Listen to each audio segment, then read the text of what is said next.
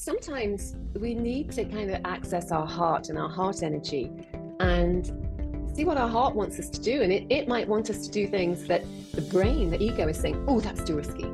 Don't do that.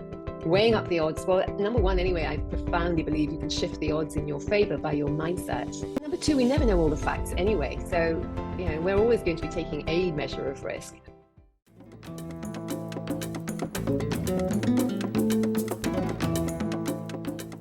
I have a treat for you today on Soul Sessions. I am interviewing the famous author, Linda Davies. She is an award-winning and best-selling author of many thrillers, also a memoir called Kidnapped, and her latest book, which is What Every Woman Needs to Know to Create Financial Abundance. And Linda Davies is an incredible woman. And we really had a deep conversation about what it means to have meaning in your life, even if you have everything. And then also the incredible resilience and stories of challenges she's gone through in her life and how she used Jungian psychology and Eastern philosophy to really change her life and really step into her true power. And I promise you, you will be inspired by her stories and her advice for how to deal with difficult times and how to get through it with brilliance and power. So without further ado, I'd love for you to meet Linda Davies. Before I bring Linda on, I wanted to remind you to subscribe to our channel if you're watching us on YouTube and get more of these incredible interviews. Hello, welcome to the show, Linda Davies. And Linda is the author of What Every Woman Needs to Know to Create Financial Abundance. Linda Davies, we are so excited to have you here on the show. This show is really about personal growth, but I do want to touch on the importance of financial abundance. So I'm just so glad you're here. And also we're going to dive deeper into some other topics about resilience. So how are you today, Linda? Hi, Debra. Well, first of all, I'm thrilled to be on the show, so thank you. I'm really excited, and I'm really well.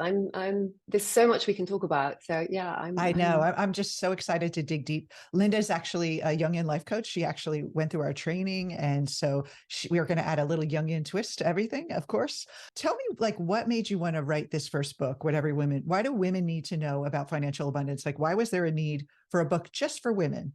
And Yeah, your great background, question. maybe tell a little bit about your background in finance. Yeah, so I originally, after university, I was an investment banker, and I did that for as long as it took to save up my running away money. And then I ran away and I wrote, because I'd always dreamed of being a writer when I was a girl. So that's what I did. And I wrote a series of financial thrillers. Luckily, that worked. Giving up the day job did work.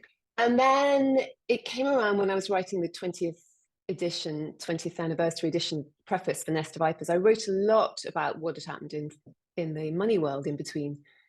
And I realized that I had a voice. I had a lot I wanted to say on a nonfiction front. And then that led me to write this book, which is 10 things, and it's reversed, but 10 things everyone needs to know about money. But when I wrote that, I realized that there was still enormous gender gaps between men and women in terms of saving, investing, borrowing costs, the language of money, the inclusivity of the money world, access to capital, and a whole slew of other things that add up to a sustained wealth gap that's going to be with us, according to various researchers, for over another century to come. And so I thought, you know what?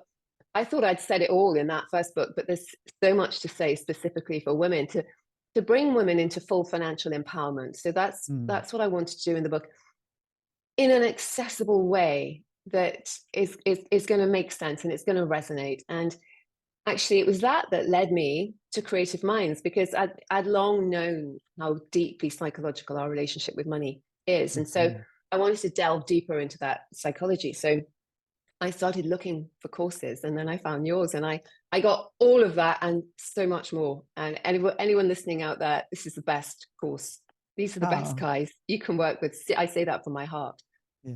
And so with money, with women and men, do women not invest? What's with the psychology of women? How are they different than men? And what your experiences? And we all know that there's always exceptions to the rule, like yourself. Yeah. Well, really, women actually are more predisposed to saving than men. That we've seen, especially in the UK, when we look at the investment in government tax efficient schemes like ISAs, we see that women are more likely to save more than men. However, what they tend to do is leave it in cash rather than putting it in the stock market. And when you are in an inflationary era, if you stick your money in cash, the real purchasing power of it is going to shrink year by year. So you effectively go broke slowly. But there is this fear that if you put your money on the stock market, you'll go broke fast. And there's an inaccessibility to the stock market that seems to particularly keep women out. I mean, most Mm. financial advisors are men, most financial practitioners are men. There is a very esoteric language of finance. Mm. And if you feel that you don't speak that language, you feel that that world is not for you. And then we all see on the news when the headlines, when stock markets crash, which they do periodically, and that steers our conscious and our unconscious minds with fear. So women are much less likely to invest in Mm. equities than men. And actually, if we want to protect our capital going forward, we need to make judicious stock market investments. And so that's one of the areas I cover. There are quite a few other areas of how to invest as well, how to grow your capital, how to save, the big range of And approaches. what do you think from for money psychology, like the money psychology of that? Like, what do women, the saving is, seems like they play it safe and then the investment feels like a risk. Are women more predisposed to be safer than men when it comes to money? Or men are There's more a lot reckless, or there's a lot of discussion about like this, a and whether it's risk taker? yeah, whether it's to do with testosterone or whether it's to do with conditioning. So there's a fantastic report that was done by the Massachusetts Institute of Technology in 2001, but it's still highly relevant. And it's called Boys Will Be Boys: Gender, Overconfidence, and Common Stock Investment. And they surveyed 35,000 households comparing men and women. And I'm going to read out the results here. They discovered that men trade more frequently than women and do so from a false sense of their own financial acumen.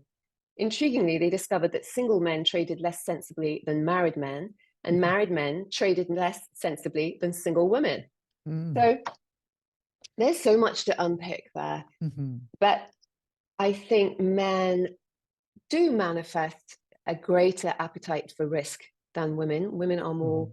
conservative. Other studies have shown that women tend to invest more to create long-term stable capital for their heirs, for their children, whereas Mhm. men are more interested in getting instant returns and Mm. quicker payback, and that will make you take greater risks. So I think also you've got to go back to childhood, and you've got to look at the ways that girls are brought up relative to the ways boys are brought up, and there still are differences. There's been a pervasive pocket money gap, if you'd believe it, Mhm. which looks like it might be rectifying itself now. But in women in their 20s, 30s, 40s, 50s, 60s, they will have been brought up with a gender pocket money gap, Yeah. and they're spoken to differently. They are urged to toe the line more. There's a greater ability of men to be wild cards and to take risks, and I think women are taught to be conservative and to play it safe. I think it's probably something that's in our collective unconscious, but it's certainly Yeah, in our I want to get social to the Jungian conditioning. part of that. I do feel like when we think about from a Jungian lens, we absorb not only our parents' attitudes around money and identify with the parent sex of the parent that we identify with, and kind of basically use them as like kind of a model or a template, but also Mm, that epigenetics. We have yeah, that generational conditioning from the kind of the concept of feminine and masculine too, that yeah. identity of what is the role. And so we kind of play those roles unconsciously, even if you're a very Mm, liberal woman and you want mm. to like do, break the barrier. Like we have to work with what's unconscious, because you can will all you want to be equal, but you have to deal with these generational conditioning patterns that you're not even conscious of. Absolutely, and they're not going to get turned over in a generation. No, no. And so when you think about a Jungian role and psychology, and I know you worked in the industry with lots of high worth people, what do you feel like, because we want to go beyond just having a bunch of wealth, right? In our life, we Yeah, want to have meaning. And I know you work with net worth women and men. Do they have this kind of need to have something else? Like, do they reach a point in their life where they have lots of money, but it's still not the answer? yeah, absolutely. And a lot of them, most of them they have been incredibly driven. And they Hmm. believed that if they played by the rules, if they excelled at school, at university, competed hard to get the top jobs, got into the top investment banks, or it might be law firms or consulting firms, that life would fall into place. And Hmm. for a while, life did fall into place, and they accumulated and they had career successes, and they were able to buy homes and start saving and build up their nest egg. And then they began to wonder, is this it? Because I've got all this and something's still missing. Hmm. What's wrong with me? I've won these glittering prizes, and I feel this inner lack. Something is missing. And is it just more? Do I need more achievement? Will that Hmm. fill that void? And so they initially drive themselves harder and harder and harder, thinking that getting more achievement will give them lasting satisfaction, but it doesn't. And it's that realization that money is not fulfilling all of their Hmm. needs. Material success is not giving them a sense of profound well-being and satisfaction. I mean, it's certainly better than the opposite. If you're going to be miserable, you'd rather be miserable with wealth than in poverty, clearly.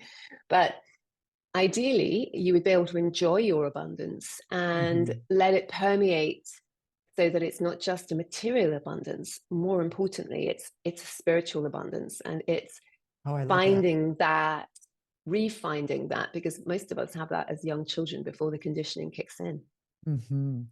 I don't work with a lot of high net worth people, but I do work with a lot of entrepreneurial people who have made really great success. I've worked with some celebrities who've made so much success, but it's so outside that their psyche becomes imbalanced because the external is great, but there's Yeah, emptiness inside, and it's like almost yeah, like their soul is like dying away. Like it can yeah. never die, but it's kind of like so unconscious, and so we become off balance, and we need to find that. And I love that you're incorporating the Jungian work into these individuals to help them. And so can you tell me a little bit about what you think is really important for them to start with, or someone who is kind of feeling very successful, but they're feeling that kind of, what is my purpose? What do you think would be the first step for them? To go back to what gave them joy as children, before Mm. they were taught that. So, for instance, daydreaming. So Hmm. we were most children, all children daydream, but you are taught by parents and certainly by teachers, stop daydreaming, focus on the real world, Hmm. and focus on what's important. And the suggestion is that daydreaming is not important, and it's not the real world. And so many people tend to switch off that creative side. So Hmm. going back to what gave us joy as children and reincorporating that into our lives, looking at why we want to get up in the morning. Do we want to keep getting up and going into this job and making more money? Or do we want to look at leading a very different life? And some people are scared of having a big income drop. So I would work with them to create a plan where they might say, okay, I can do this for another couple of years. If I really start saving and get my finances in order, I can walk away from the big bucks and I can do a job that pays me much less but has much greater meaning. So Mm. it's being practical and looking at creating this money map, but it's also looking at, now, are you identifying with your money? Are you Hmm. identifying with your success? Is this from the source from which you derive your identity? Or would you feel full, and would you feel vital and relevant and full of joy if you didn't manifest, you didn't come across as rich, high You net didn't have worth? 12 mansions or a Yeah, helicopter. yeah, you Yeah. didn't display any of those wealth signifiers. You were just another person on the bus gazing out of the window at the nice view.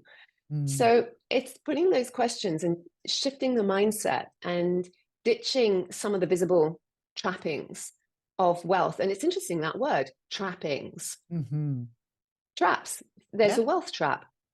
And there's also, like, if you think about Maslow's hierarchy of needs, even if you're very wealthy, you're still in that lower level of survival and you're Yeah. coming from that ego level. You're not coming from regeneration and, living a legacy and having Yeah. purpose. You're Yeah. just, even if you're like a billionaire, you're still in that survival because, like you Mm, said, you're identifying the money as you. That's the yeah. ego. Yeah. Yeah. And so fascinating. We have so many questions for you. I would do want to switch a little bit and talk about your running away money, because you talked about Yeah. that earlier. And that's really what we want to have, is that we want to use money to serve our purpose versus use our money to serve our ego. And so your runaway Yes. money, you created that, and then you became an author, which is your purpose. And so Yeah. I'd love to talk to you about a little bit of, like, were you scared when you first made that step? What was that drive to become a writer? Were you always about writing, or how did that come to Yeah. be? Yeah. So when I was a little girl, that is what gave me joy. I would write for fun. I would Mm, constantly write. So it wasn't just a homework assignment from school or an exercise at school. It was me scribbling away in notebooks or lying on my back in the field and gazing up at the clouds and imagining kingdoms. And mm, I love that world, but I realized that it's a huge risk. And I needed to eat and live in the meantime. So investment banking was the way that I thought I could make the greatest amount of money legally in the shortest amount of time. And so that's what I did. But the key thing that I did, and for anyone out there listening who wants to amass their running away money, I avoided lifestyle creep, which is where you go into an environment where you start getting paid well and you just up your expenditure to match your increased income. So I lived pretty modestly, and that was maybe easier for me to do as a woman because I was the only woman executive working for my US investment bank in corporate finance.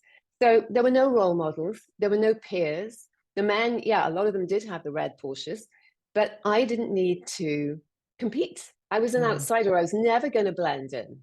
So I could make the rules up of my own, and I did. And so I didn't go in for the conspicuous consumption. I saved radically, and then I walked away. And I had debt. I had my mortgage, but I was very lucky to be in such a high paying environment because I saved enough to pay off my mortgage and more.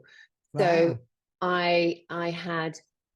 I'd given myself that freedom. I had created that running away money, and it's much harder to do now with the insane property prices. But running away money is still a valid, achievable concept, and it's a lovely thing to be able to create so that you can step out of the life that conditioning has told you ought to be leading into the life that really is what your inner self, your higher nature is yearning for. I love that. And you've written 12 or 13 books now. Yeah. And one of the books you wrote, another book, which I am so interested to hear, is this personal memoir that you wrote about your kidnapping in the 90s. Oh, could you tell us a little bit about what happened? Yeah. So So my husband and interesting. You're I, such an interesting person. well, this is so weird. I mean, people have said it sounds like the pages out of one of my works of fiction, and it Mhm. was like that, only it was real. So my husband, myself, and our three children had moved to Dubai, and we were living in Dubai, and we thought it'd be a great adventure to have to get a boat. And anyway, long story short, we got a boat. We got a catamaran. We were not experienced sailors by any means. So we got a captain to help teach us the ropes, literally, and take us on a weekend sailing. And this was in the Gulf of Arabia. We were living in Dubai. And so we set sail on a sunny day. And I did that prudent thing. I told one of my girlfriends, I said, look, we're meant to be back by X time tomorrow. If we're not back, push the emergency button.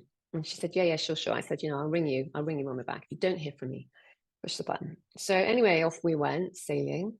And we sailed too close to an island that in theory was owned by the United Arab Emirates, but was occupied, unbeknownst to us, illegally by Iran. And what happened was a load of Iranian Marines came storming out from this island. We couldn't see this. They came around the side um, on gunboats, brandishing Kalashnikovs, and surrounded us and then forced us to say, well, there were lots of things. First of all, they made us go out to sea a bit. They lined us up on the side of the boat. We thought we were going to be shot. There was a crackling of their walkie-talkie, and clearly they got other instructions. And then we were towed in to the island, and held there, and then different people were flown in to interrogate us.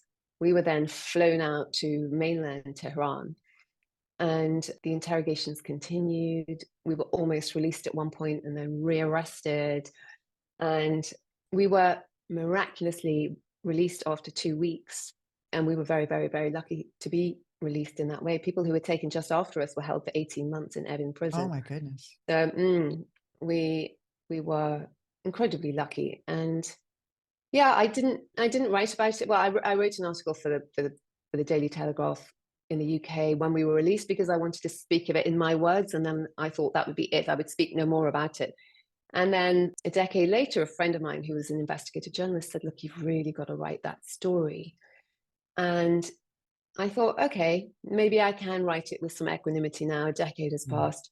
And I did write it, not with equanimity at all. I mean, I was in floods of tears, especially when it came to writing the bit about being separated from my children and trying to explain, because we were allowed some phone calls, and I used those phone calls to kind of pass covert messages on through sending texts when pretending to be trying to dial in. But I had to tell my 5-year-old son I couldn't be there for his birthday, stuff like that. So yeah, it's even hard to think about that now, but it was very, very, it was hard to write about it. Yeah.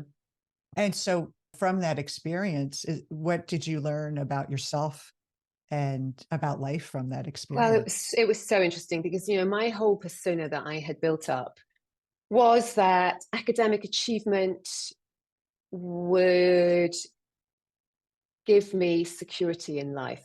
If I worked hard, studied hard, got good grades, good jobs, I would be protected.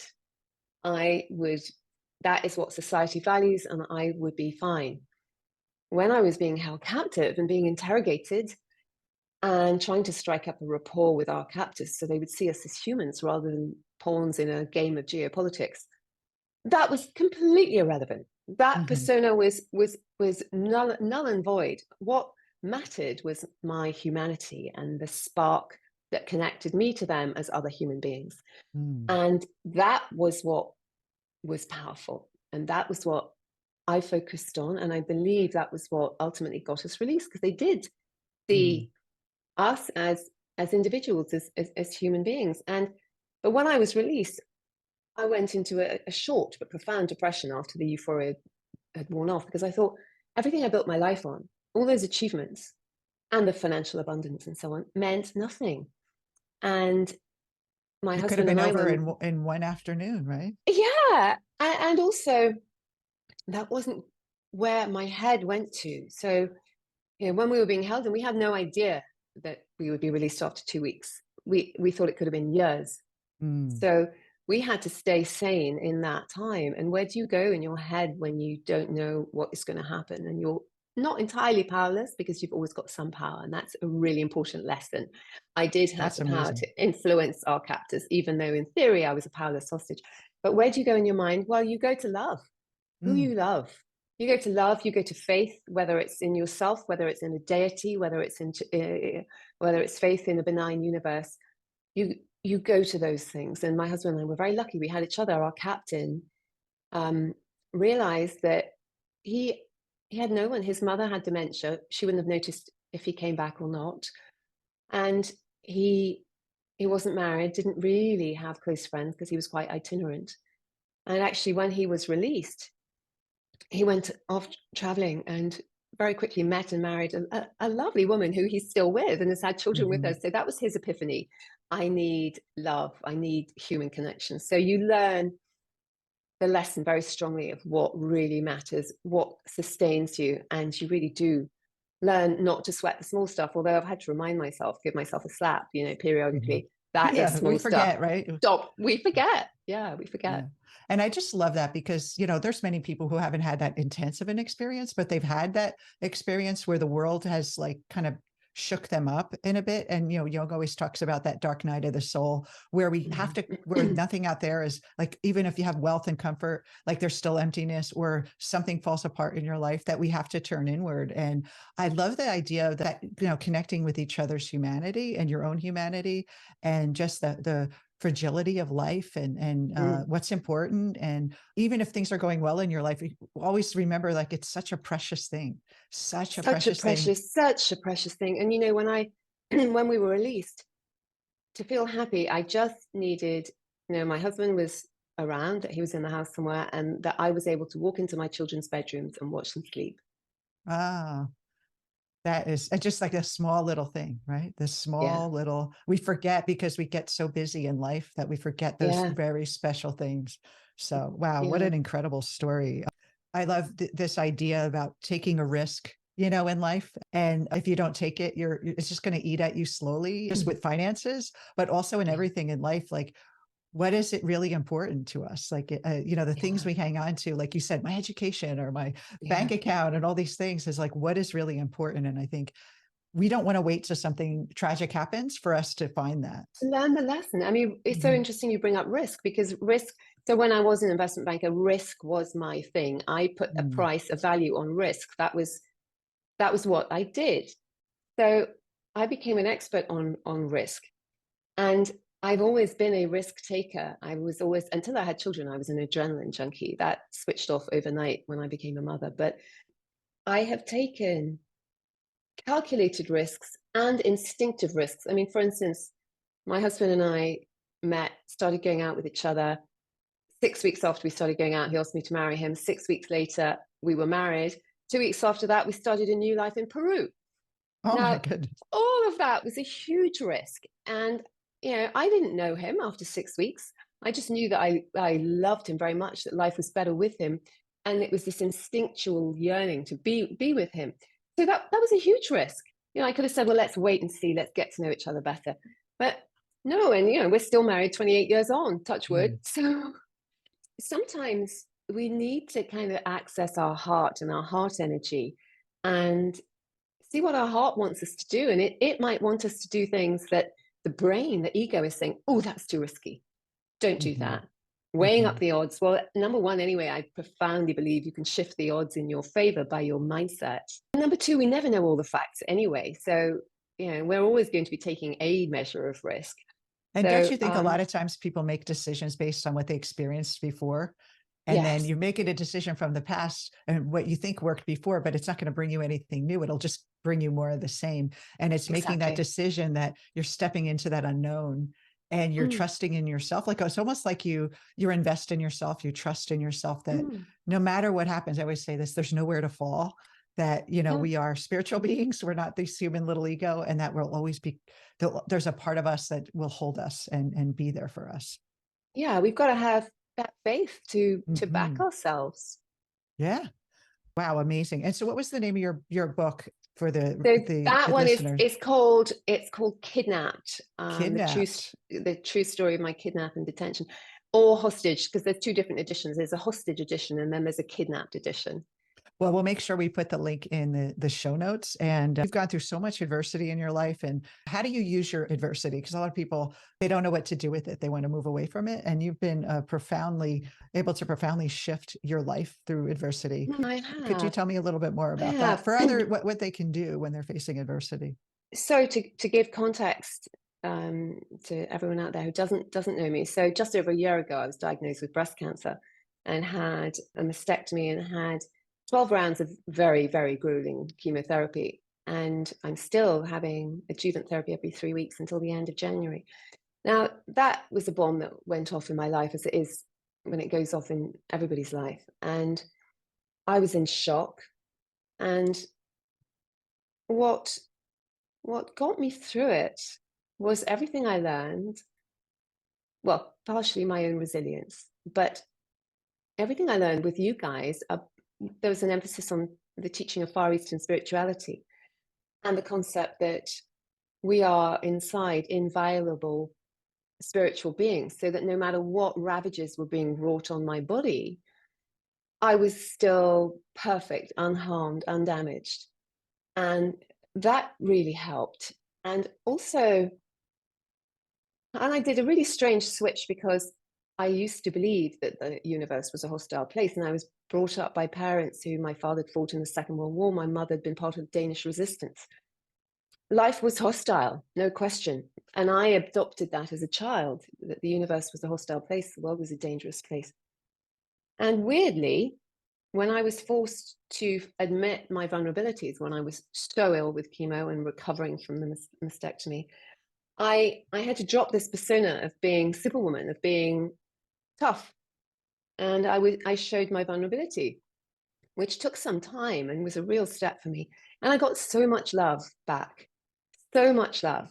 And from people I knew, from taxi drivers in London driving me to hospital, random people who came into my life. And it switched the way I approached life. And I was much more open and receptive rather than being guarded and protected. And I got, so much love back. And I firmly believe the universe is a friendly place, especially it's even friendlier if you believe that, because it comes back to you. We, as you always say, our thoughts create our reality. And my thoughts changed, even in the midst of brutal adversity. They changed to thinking that the universe was a friendly place. And so, where do I get the resilience from? Well, from that belief, from love, from the love I've got back from people, the love that I feel for people, from believing in the power of our mind and how, as I mentioned, our thoughts can create our reality. And, I had a scan a few weeks ago, all clear, and I fervently pray, believe that it will continue that way. We'll see how the cards fall, but I think I influence how the cards fall. And so there have been challenges. There have been real challenges, but you get through them with openness, expressing, allowing your vulnerability, allowing others to help you, to love you, and connection. We're all connected, and feeling that sense of connection has been a real source of sustenance to me, and is so powerful. And so many of us live atomized lives, and we forget the role of social connection. And it's very powerful and very important, very important. So that's a long answer to your question. Oh, no, it's wonderful. And, I really love, you've been through a lot to go from the upbringing of the world is dangerous and, hostile. And you even had a very hostile event happen as an adult, and then to turn around and have this like illness now. And then you go, well, the world is a friendly place. What a shift. And then it becomes our world shapes what we think it is, right? It's not out there telling us what it is. It's what we shape it to be. And I think that's a beautiful thing. And that's the best part of Jungian psychology, is really seeing you're not the persona and they're not what happened to you, and that you can create your reality, the Eastern philosophy, that you're pure consciousness, you're pure being, like you can't be destroyed, like the essence of you. And so I think it's all important. And I just love so much that you shared that, because I know so many women who've gone through breast cancer diagnosis. We all know someone who's had cancer or, recovered and some not. And just to know that you can get there's light at the end of the tunnel, basically, and that there are resources within yourself that can get you through it in a powerful way and actually make you more powerful by going through it. Definitely. I mean, I feel so much more powerful. Things that might have phased me a while ago, public speaking, it's because I feel more connected to people anyway. I regard them, even though they're all strangers, as friends, so I'm just speaking to friends. I'm not speaking to an audience of strangers. Things like that hold no fear. That's amazing.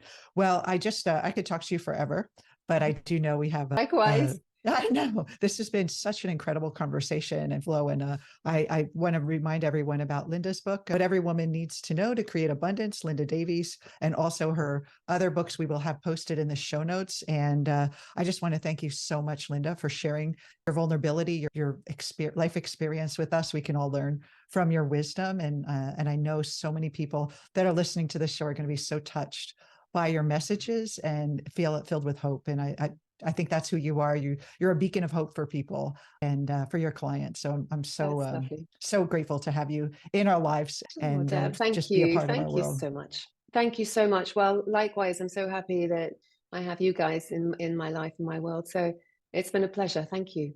All right. Thank you.